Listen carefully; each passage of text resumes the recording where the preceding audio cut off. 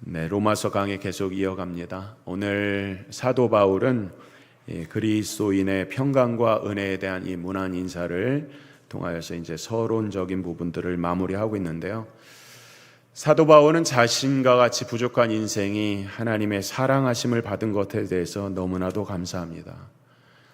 그것뿐만 아니라 자신과 같은 사람을 하나님의 종으로 또 복음의 사도로 부르심을 받았다고 하는 것이 얼마나 놀라운 은혜인지를 깨닫고 말씀을 하고 있는데요. 근데 중요한 것은 그 부르심이 사도 바울에게만 해당되는 것이 아니라 오늘 로마에 있는 모든 성도들에게도 해당된다. 다시 말하면 오늘 이 자리에 있는 모든 우리 성도들에게도 그 모든 은혜가 해당된다고 말씀을 하고 있습니다. 6절 말씀에 너희도 그들 중에 있어 예수 그리스도의 것으로 부르심을 입은 자니라, 이렇게 말씀을 하고 있죠. 오늘은 이 사도 바울의 말씀을 통해서 하나님의 부르심의 그 그리스도인의 특권과 의무가 무엇인지 살펴보고 문안 인사 중에 나오는 은혜와 평강에 대해서 상고하고자 합니다. 오늘 사도 바울이 그리스도인을 묘사하는데 여러 가지 많은 것들 중에서 오늘 특별히 그리스도인을 뭐라고 묘사하냐면 하나님의 부르심을 입은 자다, 이렇게 묘사를 하고 있죠. 우리 모두는 다 하나님의 부르심을 받아서 이 자리에 있는 줄 믿습니다. 우리의 뜻으로 나온 것 같지만 하나님께서 부르셔서 이 자리에 우리가 앉아 있는 것을 믿으시길 바랍니다. 그렇다면 그 부르심이 어떻게 가능한가? 본문 7절 서두에 보면 로마에 있어 뭐라고 그래요? 하나님의 사랑하심을 입었다라고 말씀하고 있어요. 그러니까 다시 말하면 하나님의 부르심을 받는 사람은 하나님의 사랑을 받는 사람이어야 된다는 거예요. 하나님께서 사랑하시기 때문에 우리를 불러주신다 말씀하시고 그 부르심으로 우리는 그리스도인, 성도로 살아가게 된다 말씀하고 있어요. 그러므로 그리스도인으로 살아가는 것은 하나님의 사랑을 입었다는 증거이기 때문에 그리스도인으로 믿는 사람으로 교인으로 살아가는 것은 성도의 특권 중에 특권인데요. 이것은 아무나 누릴 수 있는 것이 아니라는 것을 먼저 생각을 해야 합니다. 당시 로마는 아주 가공할 만한 죄악과 음탕한 탐욕이 가득 차 있었습니다. 그래서 기원 후 1세기경의 로마 제국의 상황을 어떤 학자는 이렇게 묘사를 합니다. 잘 들어보세요. 많은 로마인들이 향락을 추구하기 위하여 독신 생활을 하였으며 수많은 가정이 자녀를 두지 않았고 이혼은 일반적인 풍조가 되어 있었다. 많은 남녀 노예 무리들이 끊임없이 도덕적 문란을 일으켰다.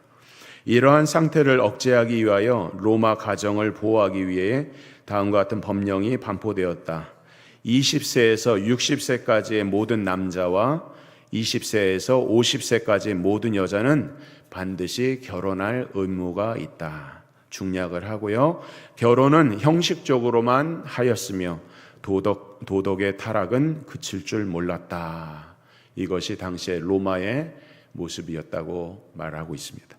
그런 것뿐만 아니라 이제 우리가 나중에 살펴보게 될 로마서 1장 18절에서 32절의 말씀에는 로마의 상황뿐만 아니라 이 모든 인생들의 범죄가 얼마나 가공할 만한 죄악인지를 말씀을 하고 있는데요. 오늘날 가정 문제 많이 있지 않습니까? 이혼 문제. 그런데 그것이 단순하게 오늘날의 문제가 아니라는 거예요. 어느 시대나 막론하고 도덕적으로 문란했고 그 모든 것들을 더욱더 로마와 같이 추종하고 쫓아가고 있는 것이 이 세태의 모습이라고 말씀을 하고 있습니다. 우리는 미국을 알기를 천교도의 고장이라고 알고 있지만 미국은 더 이상 그런 나라가 되지 않습니다. 미국은 결혼 문제는 말할 것도 없거니와 이혼 문제, 낙태 문제, 동성애 문제 끝이 없습니다.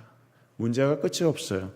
그래서 우리 교단은 장로교인데요. 장로교단인데 장로교의 본산지라고 하는 필라델피아는 동성애의 고장이 된 지가 오래됐습니다. IT 기업으로 유명한 산호세라든지 샌프란시스코 이런 동네는요 온통 동네가 다 동성애 동네라고 해도 과언이 아닐 정도로 무지개 깃발로 도로가 다 장악되어 있는 그런 모습을 볼 수 있고요. 남녀 평등이란 이름으로 소위 페미니즘이라는 그런 사상이 나와서 가정보다는 여성의 권익을 신장하는 것을 주장하는 그런 시대가 이미 되어버렸습니다. 1950년대, 60년대를 넘어서면서 소위 우리가 포스트 모더니즘이라고 하는 시대가 열렸어요. 그러니까 18세기, 19세기를 우리가 근대주의라고 얘기하거든요. 이성주의, 경험주의 이런 시대를 넘어선 후기 근대주의를 포스트 모더니즘이라고 하는데, 그런 포스트 모더니즘 시대가 도래했고 이미 반세기가 넘어서 세상은 우리가 생각하는 것보다, 이 자리에 앉아있는 여러분들이 알고 있는 것 이상으로 세상은 타락해 있다고 말씀을 하는 것입니다. 우리나라는 어떻습니까? 가정 문제, 결혼 문제, 이혼 문제, 혼전 성관계 문제, 결혼하지 않고 서로 동거를 하고 서로 간음을 하는 것을 자랑하는 시대가 되었어요. 어떻게 결혼 전에 남녀의 성관계를 한 번도 안 하고 결혼을 할 수 있냐, 멍청아, 이렇게 이야기하는 시대가 되어버렸어요. 낙태 문제, 미혼모 문제, 성폭력, 마약 문제, 뉴스에 보세요. 맨날 차 사고 나면 다 보니까 마약 문제라는 거예요. 정신적인 고독사, 오늘날에도 여러 연로하신 분들이 홀로 방에서 돌아가시는 분들이 얼마나 많이 있으며, 자기 방에서 나오지 않는 이 청년들, 수만 명의 이 청년들이 자기 방 앞으로 나오지 않습니다. 게임에 중독돼 있고 온갖 것에 중독되어서 자기 자신을 망가뜨리고 있는 이런 시대라는 거예요. 그렇기 때문에 이렇게 심각한, 로마뿐만 아니라 오늘 이 시대를 바라볼 때에 심각한 죄악으로 물든 세상에서 그런 죄악에 빠지지 아니하고 이렇게 거룩한 주의를 구별하여서 하나님 앞에 나와서 예배하고 찬양하고 하나님의 말씀이 나의 살 길이라고 믿고 있는 우리 성도들은 어떤 사람이에요?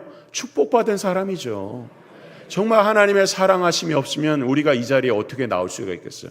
세상의 수많은 사람들은 자신들이 어떻게 사는지도 이유도 목적도 모르고 살아가고 있는데, 우리들은 하나님을 만나서 하나님 앞에 예배하는 것이 인생의 목적이라는 것을 깨닫고 깨달아 가기 때문에 이 자리에 모여서 하나님을 예배하는 것이니, 그야말로 세상에서 믿음을 지켜가는 사람들은 하나님의 사랑하심을 받은 그리스도인의 특권을 누리는 줄 믿습니다. 로마에도 그런 사람들이 있었어요. 로마에도 그렇게 타락한 시대에 로마에 세워진 교회뿐만 아니라 그 교회의 중심 요원이었던 브리스길라와 아굴라 같은 사람들, 그런 신실한 사람들이 그 당시에도 있었고, 오늘날로 말하면 세상의 조류보다는, 세상의 가치관보다는 하나님의 말씀의 가치관을 믿고 따르는 우리들이 그런 그리스도인이라 믿습니다. 예수님께서 이 땅에 오셨을 때에 어떻게 오셨다고 그랬어요? 의인을 부르러 오신 것이 아니라 죄인을 부르러 오셨다. 하나님의 사랑이 그렇게 나타냈다고 말씀하고 있고, 그 죄인을 부르러 오신 예수님으로부터 우리가 사랑을 입었으니 그야말로 우리는 그리스도인으로서 특권 중에 특권을 누리고 있다고 말씀할 수 있는 것입니다. 근데 문제는 뭡니까? 성경 말씀에 청함을 입은 자는 많은데 택함을 입은 자가 적다, 이런 말씀이 있어요. 택함을 입은 자가 적다? 이건 무슨 뜻일까요? 하나님의 사랑이 부족한 것일까요? 하나님의 사랑이 편애적인 것일까요? 그럴 리가 없겠죠. 하나님의 사랑은 온 우주를 덮어도 부족하지 않는 그런 사랑이지만, 하나님의 사랑이 그저 마구잡이로 아무에게나 전달되어져서 그냥 아무나 다 그렇게 사랑을 입는 것이 아니라는 거예요. 하나님의 그 능력은 세상을 덮고 모든 사람들을 구원하기에 충분한 사랑이지만, 그 사랑은 특별하게 부르심을 받은 사람에게만 적용된다는 것입니다. 고린도전서 1장 18절에 보니까 십자가의 도가 멸망하는 자들에게는 미련한 것이 구원을 받는 우리에게는 하나님의 능력이라 말씀하고 있어요. 십자가의 도를 많은 사람들에게 전하여지지만 그걸 다 믿는다는 것이 아니라는 것입니다. 베드로전서 2장 9절에도 초도에 보면 그러나 너희는 택하신 족속이요 라고 하는 이 말씀은 택함받은 족속이 있고 택함받지 못한 족속이 있다고 하는 말씀인 거예요. 그러므로 택함을 받은 사람들을 뭐라고 그러냐면 신학적으로 효과적인 부르심을 받았다라고 이야기합니다. 효과적인 부르심. 자 보세요. 세상에 복음이 전해지면 어느 시대도 복음이 전해져요. 근데 그 복음을 듣고 모두가 다 예수님을 믿게 되는 것이 아니라 복음에 반응하는 자들이 발생했다는 거예요. 그 복음에 반응한 자들의 발생하는 그 사람들의 특징을 보니까 그 사람들은 하나님의 말씀 앞에 찔림을 받아요. 오늘 앞서 로마의 이 타락한 이야기를 들으면서 내가 그런 것들을 탐하거나 그런 마음이 있었구나 하면서 찔림을 받아요. 하나님의 거룩한 이 강단에서 흐르는 하나님의 생명의 말씀을 듣는 사람들은 내 자신이 부족하고 연약하다는 것을 깨달아요. 그 사람들이 부르심을 받은 사람들이에요. 모든 사람들이 다 그걸 느끼는 게 아니에요. 모든 말씀들이 지금도 똑같이 전해지지만 그 말씀을 깨닫는 자가 있고 깨닫지 못하는 자들이 있다는 거예요. 그러니까 깨달은 자들은 어떻게 됩니까? 회개를 하겠죠. 회개를 합니다. 나와 같은 죄인을 하나님께서 부르셨으니 할렐루야, 하나님 영광 받아달라고, 자신을 용서해달라고 회개를 합니다. 이 회개가 무엇입니까? 생각해 보세요. 우리가 남녀 청춘이 서로 사랑해서 결혼을 합니다. 그러면 신혼 초기에 어떻게 싸워요?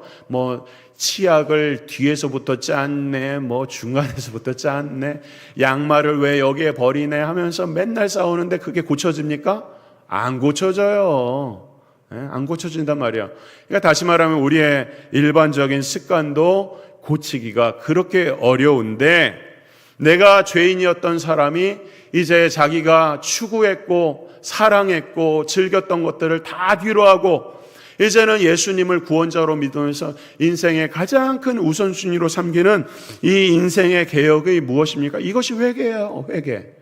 이 회개가 전인격적인 개혁이고 파격이라는 것입니다. 하나님만 한 분만을 모시면서 살겠노라고 하는 이 작정이 어떻게 과연 이루어질 수 있는가? 하나님의 택하심을 받은 사람들은 그것이 이루어진다는 거예요. 제가 이 말씀 준비하면서 많은 교회들을 생각합니다. 많은 교회들마다 지금 전하는 이 말씀이 딜레마가 있어요. 딜레마가 있어요. 모든 사람이 모여서 하나님을 예배하고 다 하나님을 찬양하고 다 하나님을 예수로 구세주로 모시고 구원 백성, 천국 백성 되면 좋겠다 하는 것이 모든 교회의 목회자, 모든 성도들의 기도의 제목일 거예요. 그러나 그게 아니거든요. 똑같이 모였어도 하나님을 깨닫는 자가 있고 하나님의 말씀이 그냥 유리벽처럼 통통 튕겨져 나오는 사람이 있어요. 근데 저는 그런 마음을, 딜레마를 가지고 있어도 오늘 여러분들에게 위로와 또 권면을 하고 싶은 것은 이 자리에 앉아있는 그 자체가 모든 가능성이 열렸다고 저는 믿습니다. 지금은 하나님의 말씀이 안 들릴 수 있어요. 지금은 도대체 저 목사님이 무슨 얘기를 하는가, 맨날 저렇게 죄 얘기만 한다 라고 얘기할 수 있어요. 그러나 때가 되면 하나님께서 우리의 마음을 열어주셔서 우리가 사랑받아서 이 자리에 앉아 있었구나, 우리가 하나님의 사랑으로 이 말씀이 나의 생명이 되었구나 하고서 예배하는 날이 반드시 올 줄을 믿습니다. 그런 은혜가 있기를 주의 이름으로 축원합니다. 두 번째로 생각하고 싶은 것은 그리스도인의 특권이 하나님의 사랑을 입은 것이라면 그리스도인의 의무도 있겠죠. 어떤 사람들이 권리만 주장하고 의무를 다하지 않으면 세상이 어떻게 되겠어요? 권리를 주장하고 우리는 하나님의 사랑을 받았으니까 우리는 구별된 사람이야. 근데 그 의무가 무엇입니까? 바로 성도로서 구별된 삶을 사는 거예요. 성도라고 하는 이름은 히브리 말로 번역되었을 때에 세인트, S-A-I-N-T라고 하는 세인트, 우리가 로마 카톨릭에서 말하는 성인 이렇게 불려지는 이름이 되었고, 또 헬라어에서 유래된 것은 홀리란 뜻이에요. 홀리. 모두가 다 세인트나 홀리나 다 똑같은 말로 우리가 말하는 거룩의 뜻을 가지고 있습니다. 근데 오늘 우리 그리스도인들을 거룩한 백성, 하나님의 성도, 거룩한 하나님의 자녀라고 얘기를 하고 있는 거예요. 근데 우리가 신앙생활을 하면서 가장 존귀한 직분이고 가장 존귀한 이름이 성도라는 이름인데 그 이름의 가치를 조금 부족하게 이해할 때가 있다는 것입니다. 그래서 교회 안에서 오랜 신앙생활을 하면서 자기가 신앙생활을 하면서 가장 존귀한 직분이 있다면 성도인데, 자기 생각에는 그렇게 생각하는 거야. 교회의 장로, 권사, 안수 집사는 높은 직이고 서리 집사 이제 시작하는 비기닝이고, 그리고 성도는 가장 낮은 직분이다, 이렇게 생각을 하는 거야. 그렇지가 않습니다. 그렇지가 않아요. 장로교가 처음 시작될 때에 교회가 하나 되기 위해서 이 장로교를 창시했던 존 칼빈은 교회 각각의 직분을 둔 거예요. 직분을 둬서 감독하고 다스리는 일들을 하는 사람, 가르치는 일들을 하는 사람, 봉사하는 일들을 하는 사람, 구제하고 긍휼의 은사를 베푸는 사람, 이렇게 각각의 직분을 다 놔뒀어요. 그래서 처음에 이제 장로교에서는 권사라는 직분은 없었어요. 그러나 한국 교회를 보니까 우리 한국 교회가 누구 중심으로 움직입니까? 우리 여성들의 이 기도와 여성들의 이 헌신, 우리 교회도 마찬가지예요. 이 여성들의 헌신과 기도가 없으면 교회가 어떻게 되겠어요? 한국 교회만이 이 권사라고 하는 그 독특한 직분을 가지고 있거든요. 그렇게 다 그 시대마다 교회를 세우기 위해서 직분을 주신 거예요. 근데 그 직분을 받은 사람들은 다 누구나 다 먼저 무엇이 돼야 돼요? 성도가 돼야 되는 거예요. 성도가 되지 않고서 이런 직분 받을 수가 없는 거예요. 그러니까 가장 존귀한 직분이 뭐예요? 성도라는 거예요. 이걸 믿으셔야 됩니다. 여러분, 당회에서 재직해서 아무리 많은 것을 해결해도요, 공동의회에서 전체 회원들의 뜻이 최고라는 거예요. 성도의 의견과 성도의 이 권세가 가장 위대한 권세라는 것을 놓치지 말아야 합니다. 사실 이러한 직분의 논쟁이라든지 아니면 역할의 논쟁은 이 부분만 있는 것이 아닙니다. 대체적으로 가장 민감한 논쟁이 여자의 역할 논쟁이라는 것입니다.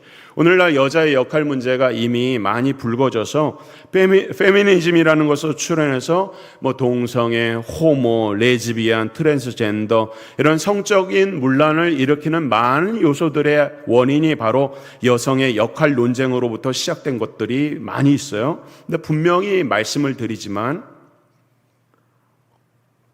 여성의 결혼에서 여성의 가장 중요한 역할은 무엇입니까? 그것은 단연코 말씀드립니다. 그것은 가정인 것입니다. 가정이요. 여성들 아멘 왜 안 했어요? 아멘 하셔야 돼. 아멘. 여성들의 단연코 가장 중요한 역할은 가정인 것입니다.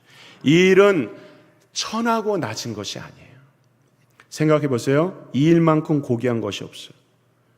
여러분들이 가정을 잘 섬겨서 남편을 보필하고 또 자녀들을 잘 양육해서 이 사회에 정말 중요한 구성원으로 만드는 그 역할, 얼마나 귀합니까? 어렸을 때 가능한 할 수만 있으면 우리 자녀들 많이 안아주고 많이 품어주고 사랑 주고 사회에서 사랑을 나누어주는 그런 구성원으로 삼는 것, 누구의 역할이에요? 여성들의 역할인 거예요. 근데 세상에 살다 보니까 이런 역할들이 문제가 생기는 거예요. 그것은 여자 편에서만 문제가 아니라 남자 편에서 동일하게 다 문제가 생겨요. 그래서 부부싸움을 합니다. 그럼 남자가 뭐라고 그래요? 뭐라고 합니까? 내가 밖에 나가서 얼마나 힘들게 죽도록 돈 벌어왔는데, 그러면서 하는 말이 가관이죠. 그까지 집안일 가지고 얘기한단 말이에요. 그러면 여성들이 뭐라고 합니까? 여성도 똑같아요. 뭐라고 그러면 당신이 집안일 봐. 내가 나가서 돈 벌어서 나도 내가 하고 싶은 거 다 하고 나도 인정받고 싶다고 이렇게 얘기를 하는 거예요.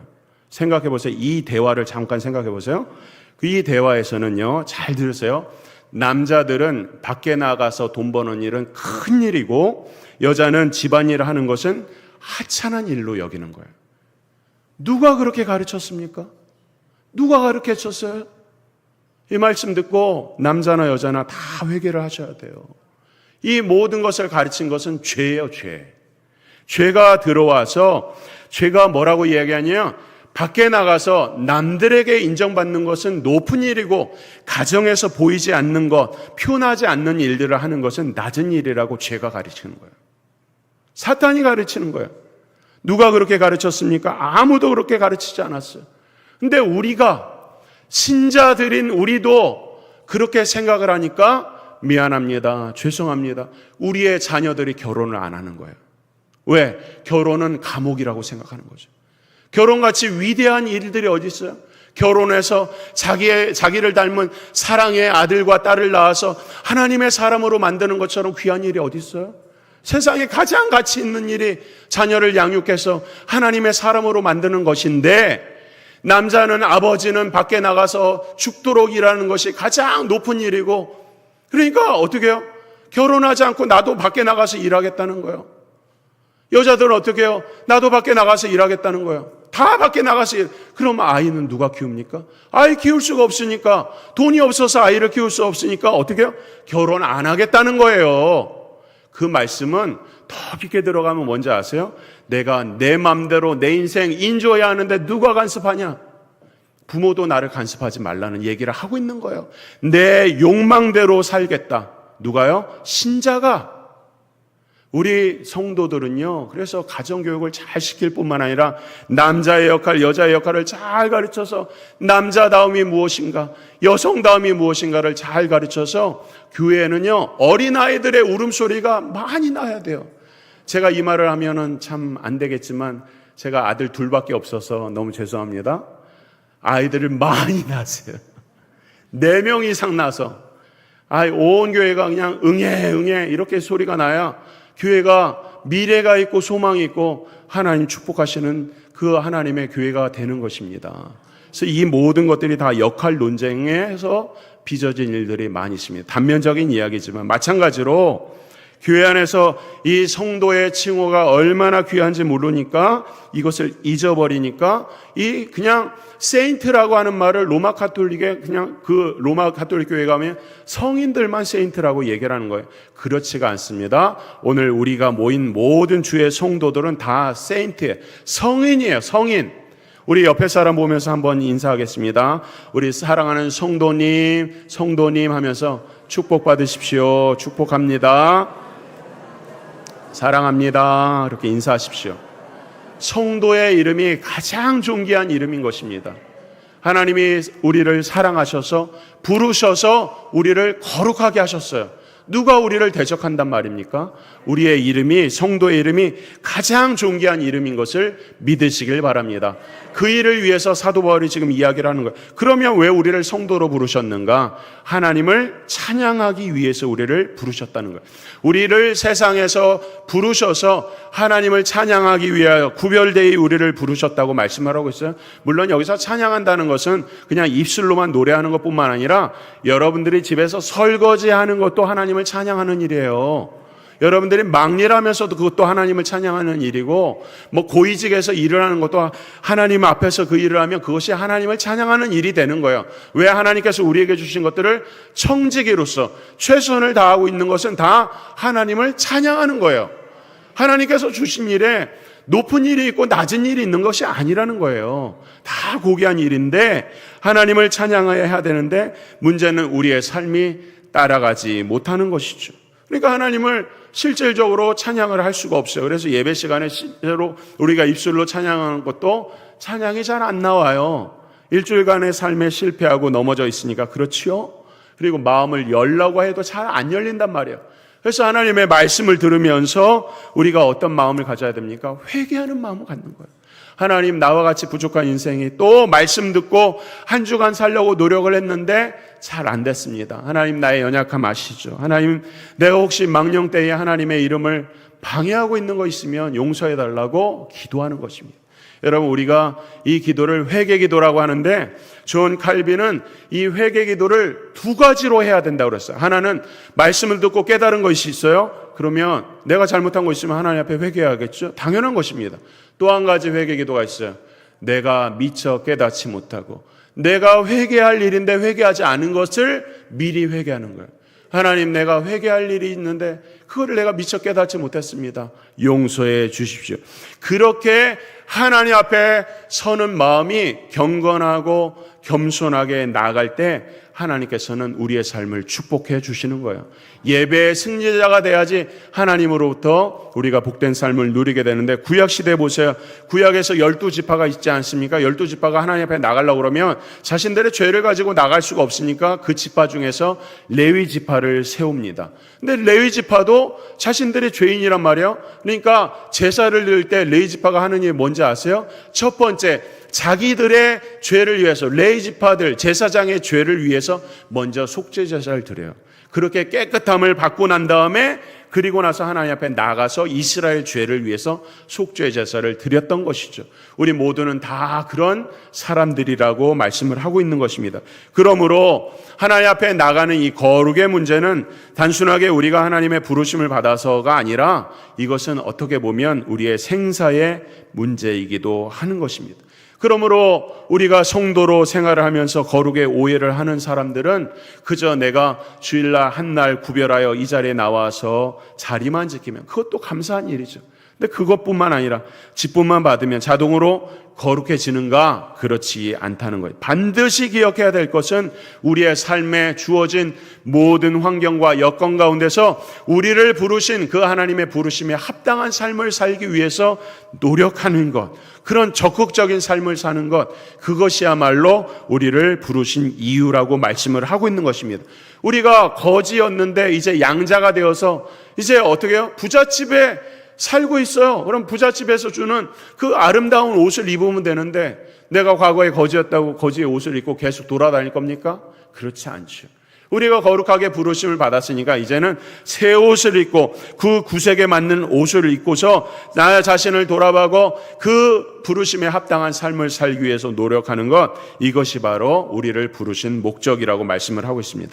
마지막으로 그런 로마 교회의 성도들에게 오늘 사도 바울은 하나님 아버지의 이름과 주 예수 그리스도의 이름으로 은혜와 평강을 기원하고 있는데요. 이 서신서에 보게 되면은 이제 편지니까 이 문안 인사를 한단 말이에요. 그래서 평강과 은혜에 대해서 늘상 이야기하는 부분들이니까 우리는 쉽게 지나가지만 여기 안에는 굉장히 깊은 신학이 담겨져 있습니다. 이 문안이라고 하는 단어 자체가 나온 것이 원어로는 카이레인이라고 하는 단어인데, 이 어원이 무엇이냐면 카리스예요. 카리스가 뭡니까?